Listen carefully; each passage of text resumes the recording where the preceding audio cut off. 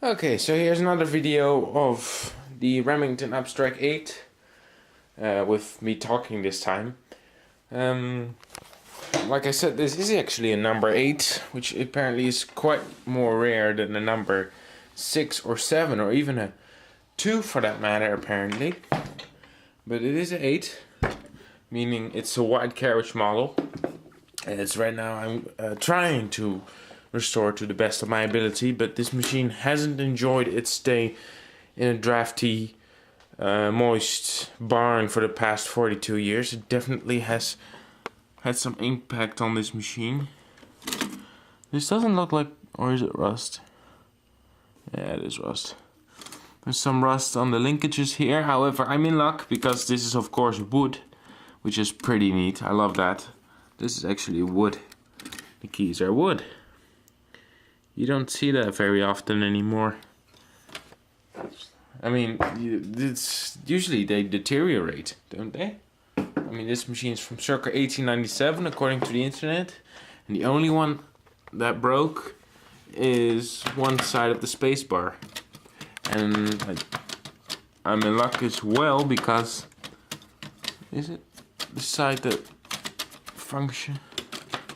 Yeah, it's the side that puts most pressure on the space bar, which activates the carriage.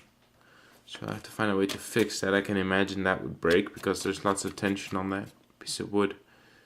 But feeling it, I could probably fix it. I have some electricity tape here that holds everything, so I might use that.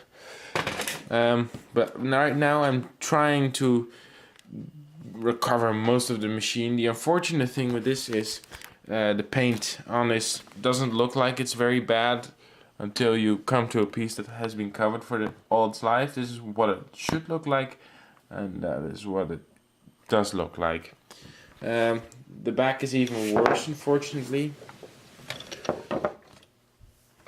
The paint has started to, well, actually bubble up, as you can see, and it comes off very easy.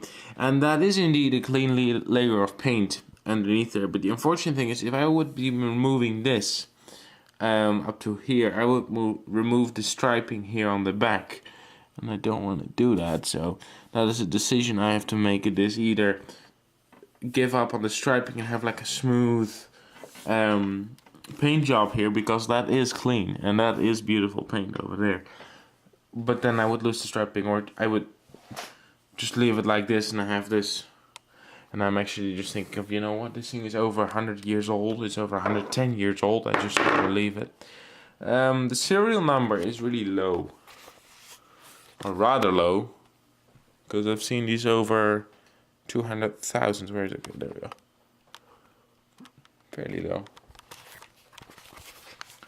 The mechanism does still work. The only problem is that I have the feeling something should sit on this little pin. This is the guide bar of the carriage, and the pin is in the center. If somebody could help me with this, is there something to go here, like a little wheel or something like that? Please let me know, because I would really appreciate it if you could just, tell me, because I'm actually just hoping to have this machine function again, because, it's apparently pretty rare. You can see here it's even worse. That's what this looked like. I managed to clean it very carefully, but that's what it looked like. I might not even be able to clean that. That's unfortunate, but, part of the past, I suppose.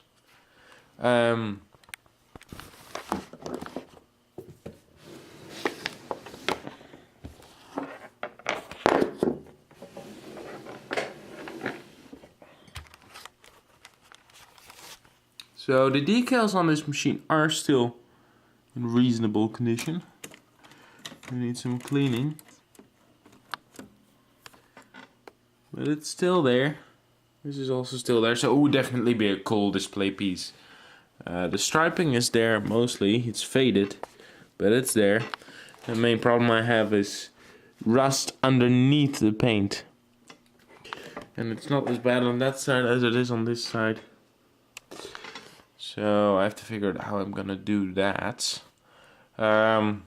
I do have the carriage for it. That is over here. This is the carriage. It's, like I said, the white carriage model. There's definitely rust here, unfortunately. But the decal, except for that chip, is not bad, and it has some wear here, but it's also pretty clear. Unfortunately, the platinum on this just feels like rock. Like when you go to the beach, you touch a rock in the rough pattern. That's what it feels like. It also could be a layer of dirt. It's a bit unclear, but when I turn this, you can see how long it's been sitting for 42 years. That is the bulging part of when it sits over here. I actually don't know where it did that, but the platen looks like it literally melted. So, well, you can see it has been stuck for a very long time. I mean, I'm the first one to have touched this machine in over 42 years. You can imagine that doesn't look very pretty. The machine came with a tabulator over here. This was, back in the days, it was an option. You go to the store, you said, you know, you buy a typewriter, and they will give you the option of, you know, you want to buy an additional tabulator, because that machine, later on, tabulators become installed in the machine and they were, you know, basic. But before that, these things were an option. So, you have to pay an additional fee in order to acquire one of these. Well, this one still works. It definitely needs some cleaning. I'm going to restore this because it's a beautiful mechanism. Very simple, but very nice to look at.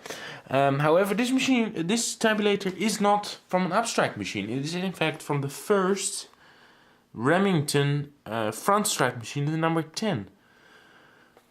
You can see the serial number. It needs cleaning, but it definitely does work. I've used it. The only thing that's missing on it is one of the little knobs here, but I could possibly make one or find something that looks like it.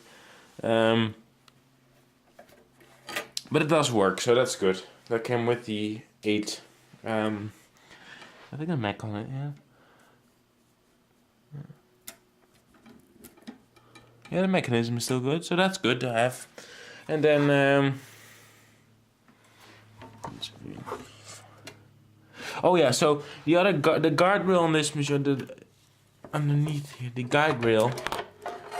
Over here, you see the guide rail. And I don't know if there's supposed to go a wheel that's on that machine, but if somebody could help me, that would be greatly appreciated. Just before I end this movie, here's the carriage return lever.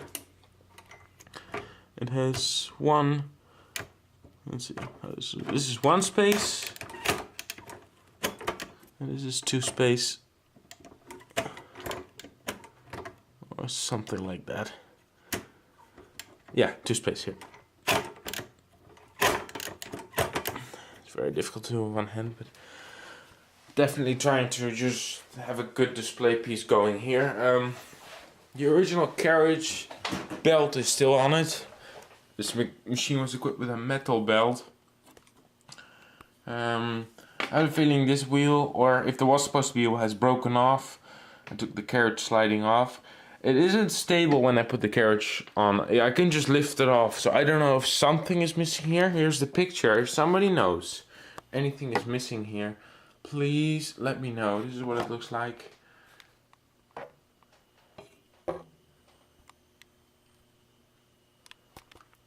Because it's very loose and I have the feeling something is missing. So it would be greatly appreciated if you could get back to me on that.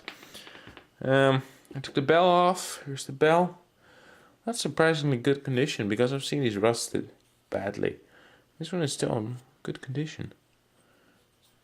The chrome isn't chipped. I thought there was rust on it, but it was actually algae. It had plants growing on it. It still has a little bit. So this machine was definitely worth buying. I bought it for $55. Not a bad buy, I think. It's good. It has the color selector here on the side. It looked like it needed a bit of a dip of paint in here, so I might just put that back in there. So there's still a little bit. I think that actually needs some red paint there, so I'll look that up. When the bell is installed, it will chime when you press this button. It's also the margin release. Shift works. It's a fairly simple mechanism, so there's not much that can go wrong. This is the shift lock. And the interesting thing is, if it would be down, so that would be non-capitals, it would shift to capitals, and when you would flip it upward, which is capitals, and you would hit shift, it would go to non-capitals. So well, that makes you, you know, it's a bit of the computer mechanism when you use that. The abstract system definitely work. All the keys strike. Although there's a problem with the 3, I have the feeling something is blocking it. It's not coming up all the way. I think that's the only one that had that problem, so I'll definitely figure that out. Like I said, all the keys are present. The only wooden, what do we call it, latch that's broken is the one that's on the spacebar, and that's why it's so loose. I'll definitely see if I can mend that some way. Anyway, that's this movie.